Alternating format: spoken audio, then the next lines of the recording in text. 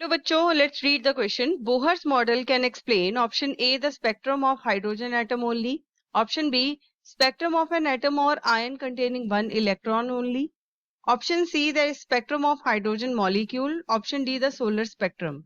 So first of all, हम ये discuss करेंगे कि इस क्वेश्चन का जो की कॉन्सेप्ट है वो क्या है. So we will discuss about Bohr's model of hydrogen atom. तो उसने एक मॉडल डेवलप किया हाइड्रोजन एटम का ताकि वो स्पेक्ट्रल लाइंस को एक्सप्लेन कर सके. और इस मॉडल के जो की फीचर्स हैं उसमें ये है कि इलेक्ट्रॉन्स के ऑर्बिट की जो एनर्जी है वो क्वांटाइज्ड होती है. यानी कि जो इलेक्ट्रॉन है वो सिर्फ ऑर्बिट में ही एग्जिस्ट करेगा. ऑर्बिट के बाहर वाला जो एरिया है वहां पर वो एग्जिस्ट नहीं करेगा. यानी कि उसकी जो एनर्जी है वो क्वांटाइज्ड है. अब दूसरी फीचर ये है कि जब इलेक्ट्रॉन जंप करता है from higher to lower energy levels, तो वो एमिट करता है एक फोटोन ऑफ लाइट. तीसरा फीचर ये है कि ये जो बोहर्स मॉडल है that is particularly successful in explaining the spectrum of hydrogen atom. Now I will explain the answer. तो सबसे पहले हम A डिस्कस करेंगे जिसमें बोला गया है कि the spectrum of hydrogen only. तो बोहर्स मॉडल ने सक्सेसफुली एक्सप्लेन किया about the spectral lines of hydrogen atom जिसका सिर्फ एक इलेक्ट्रॉन होता है. तो ये जो मॉडल है इसने एक्यूरेटली प्रेडिक्ट किया वेवलेंथ ऑफ लाइट को in the hydrogen spectrum such as Balmer series. So that means ये सिर्फ हाइड्रोजन एटम को डिस्कस नहीं करता, ये स्पेक्ट्रल लाइंस को, वेवलेंथ ऑफ लाइट को भी डिस्कस करता है. तो यहाँ पर ये जो ऑप्शन है ये क्या हो जाएगा? इनकरेक्ट. एंड में हम ये देखेंगे that is option number B. उसमें बोला गया है कि it explains the spectrum of an atom और ion containing one electron only. So, Bohr model can also be extended to any hydrogen-like atom or ion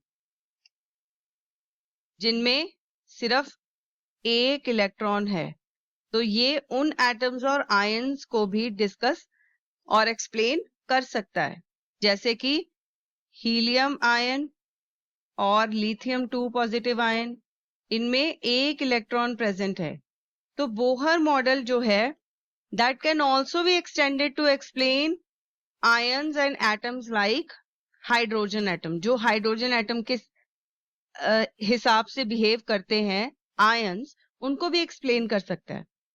तो इन सिस्टम्स पे ये जो मॉडल है ये अप्लाई कर सकते हैं, क्योंकि इनमें जो इंटरेक्शंस हैं they are similar to those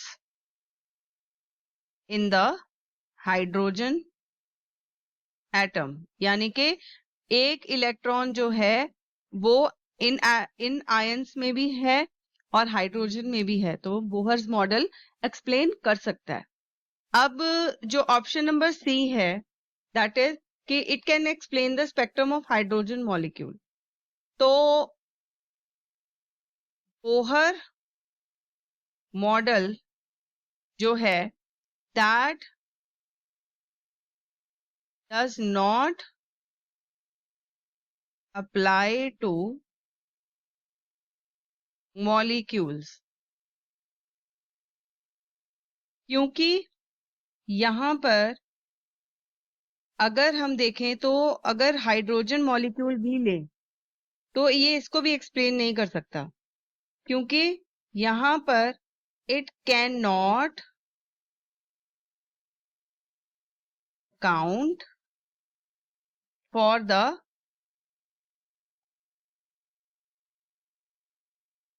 complexities. तो ये जो मॉलिक्यूल्स की और उनमें जो बॉन्डिंग होती है, मॉलिक्यूलर बॉन्डिंग, ये उनकी कॉम्प्लेक्सिटी को एक्सप्लेन नहीं कर सकता और ना ही इलेक्ट्रॉन इंट्रैक्शंस को एक्सप्लेन कर सकता है कि किस तरह से जो इलेक्ट्रॉन्स हैं वो इंट्रैक्ट होके एक मॉलिक्यूल बनाते हैं। तो ये जो ऑप्शन है ये क्या हो जाएगा, इनकरेक्ट हो जाएगा। तो यहां पर नेक्स्ट जो है ऑप्शन नंबर डी है, that is it can explain the solar spectrum. तो अगर हम सोलर स्पेक्ट्रम की बात करें तो it is far more complex. वो काफी ज्यादा कॉम्प्लेक्स कॉन्सेप्ट है, consisting of many different elements and ions. काफी सारे आयंस और एलिमेंट से बनके ये पूरा स्पेक्ट्रम तैयार होता है।